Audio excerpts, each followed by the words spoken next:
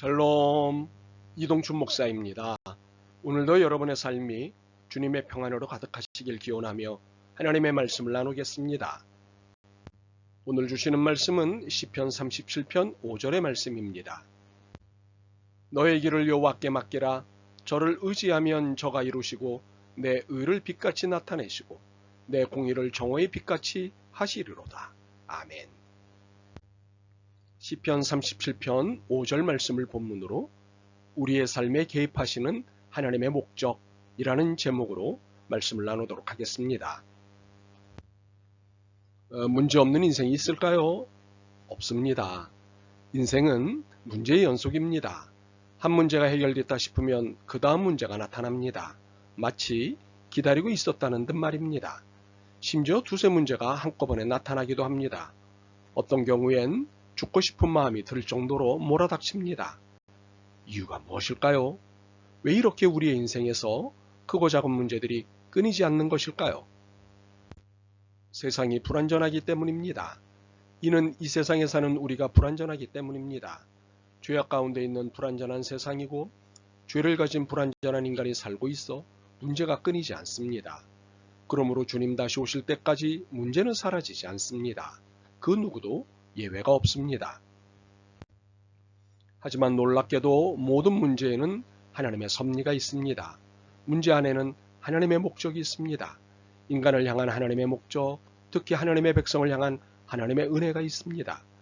불완전한 우리이기에 완전히 알기는 어려우나 문제에는 놀라운 하나님의 이유와 목적이 있습니다. 그렇습니다. 여러분의 문제에는 하나님의 목적이 반드시 있습니다. 이유가 무엇일까요? 무엇보다도 하나님이 여러분의 하나님이 되길 원하시기 때문입니다. 또한 여러분이 하나님의 백성이길 원하시기 때문입니다. 그래서 하나님은 여러분의 문제에 한복판에 계십니다. 그렇기에 여러분의 문제에 당황할 이유가 없습니다. 여러분의 문제에 노여워할 이유도 없습니다. 그래서 본문의 말씀에 근거해 하나님의 그 숨은 목적을 좀 더 추적해 보려고 합니다. 너의 길을 여호와께 맡기라. 저를 의지하면 저가 이루시고 내 의를 빛같이 나타내시고 내 공의를 정오의 빛같이 하시리로다. 첫 번째로 하나님께서는 이 문제를 통해 우리가 나아가야 할 방향을 제시하십니다. 하나님은 우리가 어딘가로 가길 원하십니다. 그런데 그 길과 방향을 우리가 거부하거나 모르고 있을 때 그 길을 보여주시기 위해 문제를 두십니다. 잠언 20장 30절 말씀입니다. 상하게 때리는 것이 악을 없이 하나니 매는 사람 속에 깊이 들어가느니라. 이처럼 문제를 통해 하나님께서는 우리가 앞으로 나아갈 수 있도록 불을 밝혀주십니다. 이렇게 문제들은 우리에게 새로운 방향을 제시해주고 방향 전환의 계기를 제공합니다. 그렇다면 지금 우리 앞의 문제는 우리의 관심을 끌고 계시는 하나님의 메시지입니다. 두 번째로는 하나님께서는 문제를 통해 우리를 관찰하십니다. 하나님은 우리의 현재적 상태를 알고 싶어 하십니다. 그래서 문제를 우리 앞에 두십니다. 야고보서 1장 2절 3절입니다. 내 형제들아 너희가 여러 가지 시험을 당하거든 온전히 기쁘게 여기라. 이는 너희의 믿음의 시련이 인내를 만들어내는 줄 너희가 알미라. 차나 커피가 들어있는 티백에는 친절하게 라벨이 붙어 그 안의 내용물이 무엇인지를 알 수 있게 해줍니다. 그런데 그 친절한 라벨이 없는 경우가 있습니다.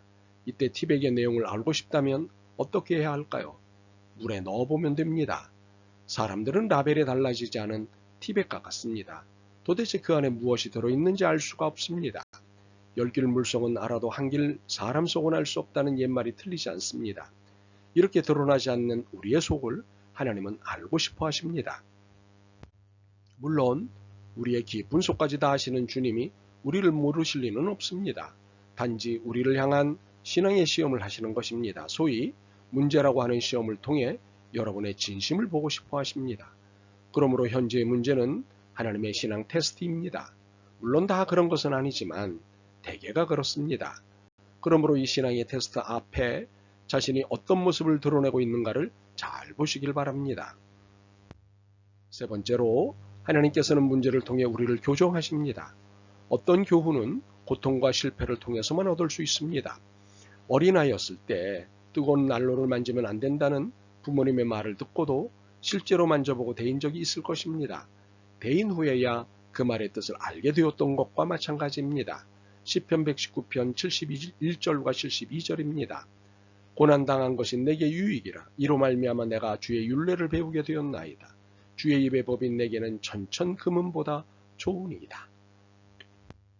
때때로 우리는 건강, 돈, 인간관계 등을 잃어버리고 나서야 진정한 인생의 가치를 깨닫게 됩니다.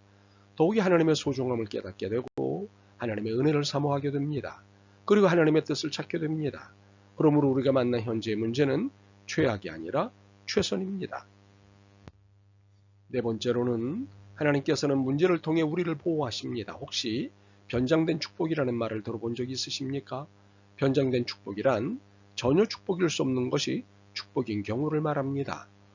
어떤 친구가 사장이 시킨 비윤리적인 행위를 하지 않았다는 이유로 해고를 당했습니다. 그 친구의 실직은 분명 문제거리였습니다. 그러나 1년 후 그 회사의 비리가 드러났을 때 그는 그 일로 인해 감옥에 갇히지 않을 수 있었습니다. 이것이 변장된 축복, 위장된 축복입니다. 요셉의 고백을 들어보시겠습니까? 창세기 50장 20절입니다. 당신들은 나를 해하려 하였으나 하나님은 그것을 선으로 바꾸사 오늘과 같이 많은 백성의 생명을 구원하게 하시려 하셨나니. 그렇습니다. 하나님은 우리의 문제를 통해 우리를 보호하시길 원하십니다. 지금 우리의 문제는 변장된 축복입니다.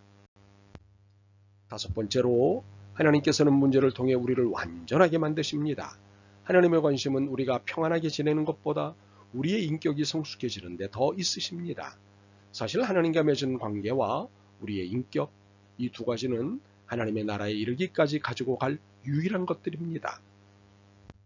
그렇기 때문에 하나님은 우리의 인격이 성숙해지길 원하십니다. 그래서 문제를 우리 앞에 두십니다. 문제를 올바로 대처하면 그 문제로 인해 인격과 삶이 더욱 아름답게 다듬어지기 때문입니다. 바울은 우리에게 이 사실을 로마서 5장 3절과 4절을 통해 설명합니다. 다만 이뿐 아니라 우리가 환난 중에도 즐거워하나니 이는 환난은 인내를, 인내는 연단을, 연단은 소망을 이루는 줄 알미로다. 우리가 이 모든 것을 알든 모르든 하나님께서는 우리의 삶에 개입하고 계십니다. 그렇게 지금 우리의 문제 뒤에 있는 하나님의 목적을 발견하기 위해 기도하고 묵상하는 것이 필요합니다. 그리고 오늘 본문의 말씀을 믿고 의지하는 것이 중요합니다. 너의 길을 여호와께 맡기라. 저를 의지하면 저가 이루시고 내 의를 빛같이 나타내시고 내 공의를 정오의 빛같이 하시리로다. 아멘. 주님, 이제 알았습니다.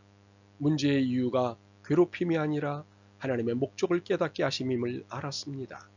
당황하지 않고 주님을 바라보며 저를 향한 목적을 찾겠습니다. 위장된 축복을 기다리겠습니다. 예수 그리스도의 이름으로 기도드립니다. 아멘. 오늘도 여러분의 믿음과 삶을 응원합니다. 사랑합니다.